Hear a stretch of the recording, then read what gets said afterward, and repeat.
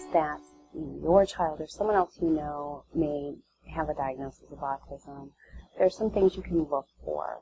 The signs can be present by age 3, but oftentimes even earlier than that, there are some subtle clues that may indicate that maybe you should pursue an evaluation. Some of those things would include poor eye contact or lack of eye contact. Even in infants, the inability to kind of follow someone or follow their gaze, inability to kind of respond when their name is called. You might think there might be some hearing concerns, which should be ruled out.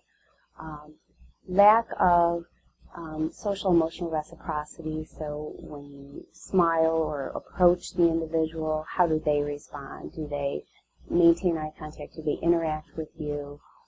Do they act as if you're not there? So those are some things socially and non-verbally to look for.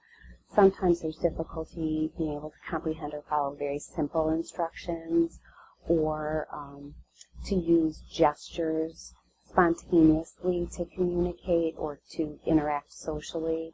So looking for gestures, looking for eye contact, watching how the individual plays or engages in leisure activities can sometimes give some clues.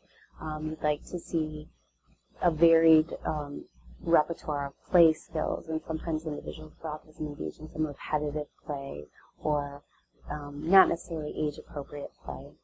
And then for individuals who are verbal, you might want to look at inability to have reciprocal conversations, inability to follow someone else's train of thought and maybe perseverate on a certain area of interest and not be able to have that back and forth, or inability to answer simple questions.